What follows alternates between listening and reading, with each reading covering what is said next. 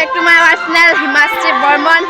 চ' আপোনালোকে চাগে গম পাইছে আৰু ইফালে মানে মাইকটো বাজি আছে, গানটো শুনাই পাইছে চাগে আৰু মোৰ ভইচটো ভাল শুনা নাপাব যিহেতু মানে বক্স বাজি আছে আৰু গানটো লাগি আছে। আজি মানে বিভিন্ন ঠাইত মানে আমাৰ বৰ্মন কছাৰীৰ বুটাই মিঠাই পূজা হ'ব মানে হৈ আছে। চ' আমাৰ ইয়াতে হৈ আছে। মই এতিয়াহে ব্লগটো ষ্টাৰ্ট কৰিলোঁ, ৰাতিপুৱাৰ পৰা কাম চাম কৰিলোঁ, তাৰ কাৰণে ষ্টাৰ্ট কৰা নাই। চ' আপোনালোকক চাই থাকক, দেখাই আছোঁ আপোনালোকক।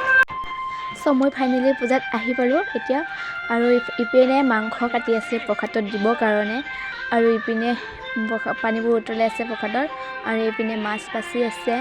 আৰু এয়া হৈছে কেন্দুপাত বুলি কয়, আপোনালোকৰ ফালে কি বা কয় মই নাজানো, বাট আমাৰ ইয়াত কেন্দুপাত বুলি কয়। ইয়াৰ ফল ধৰে আলু নিচিনাকৈ, আৰু সেই ফলটো আনি কিনে মানে আলুৰ দৰে পিটিকা কৰি খাব পাৰি।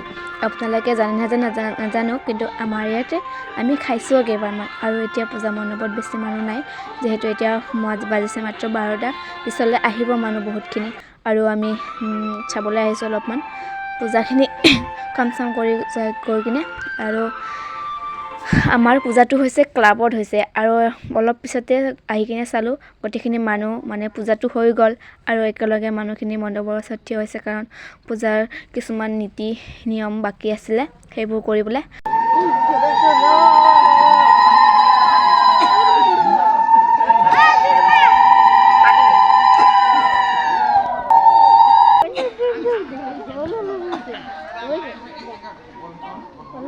চ' গাইজ ফাইনেলি নীতি নিয়মবোৰ শেষ হ'ল, আৰু শেষত উৰুলি দি কিনে এতিয়া মানে একেলগে থিয় হৈ আছে চবে, কাৰণ এতিয়া বৰ্মন গান গাব, আৰু দুয়োটাই ডাঙৰ ব্যক্তিয়ে কিবা কিবি ক'ব বুলি কৈ আছে, মানে এষাৰ কথাবোৰ ক'ব বুলি কৈ আছে। আৰু আপোনালোকক এয়া কাষৰ পৰা মন্দিৰটো মই দেখাই দিলোঁ, গোটেইখিনি সম্পূৰ্ণকৈ কলগছেৰে বনাইছে মন্দিৰটো।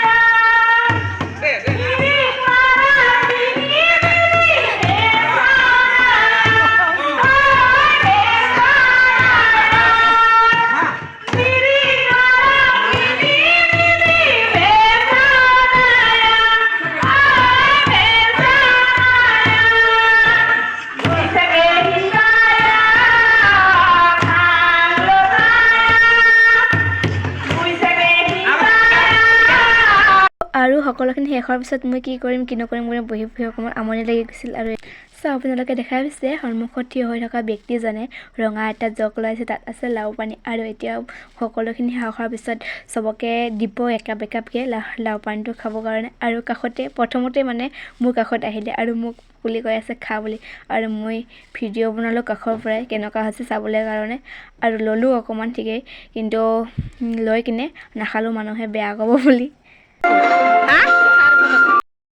চ' গাইজ এতিয়া মানে পূজাৰ সকলোখিনি হৈ গ'ল, আৰু মানুহবিলাকে প্ৰসাদ গ্ৰহণ কৰি আছে। আৰু মই মানে কি হৈছে পূজাস্থলীৰ পৰা আহিলোঁ, কাৰণ মোৰ ATM কাৰ্ড আহিছে আৰু ফোন কৰিছিলে, তাৰ কাৰণে ATM কাৰ্ডটো ল'বলৈ আহিলোঁ।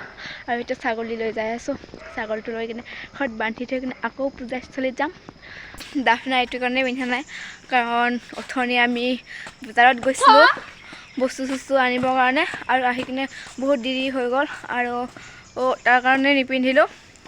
তেনে গলত গামোচা এটা লৈ কিনে পূজাস্থলীত গৈ আহিলোঁ। আৰু এয়া পূজাত আহি পালোঁ, আহি পাই কিনে প্ৰসাদ খাবলৈ বহিলোঁ, কাৰণ প্ৰসাদ দি আছে, আৰু বহুতে খালে আমাৰ আগত, আৰু এতিয়া আমি বহিলোঁ আৰু দি আছে। প্ৰসাদটো বনাইছে গোটেইখিনি পিঠাগুড়িৰে, আৰু এটা প্ৰসাদত থাকিব মাছ, আৰু এটা থাকিব মাংস, আৰু এটা নিৰামিষ, আৰু এয়া হৈছে পুৰা দিয়া পিঠা। এতিয়া পূজাস্থলীৰ পৰা আহিলোঁ প্ৰসাদ চসাদ খাই কিনে, আৰু 2024 লাষ্ট ভিডিঅ' এইটোৱে, আৰু 2025 ফাৰ্ষ্ট ভিডিঅ' কেতিয়া বনাওঁ কেতিয়া আপলোড দিওঁ সেইটো নাজানো। বুটাই মিঠাই পূজাৰ ব্লগ হয় এইটো।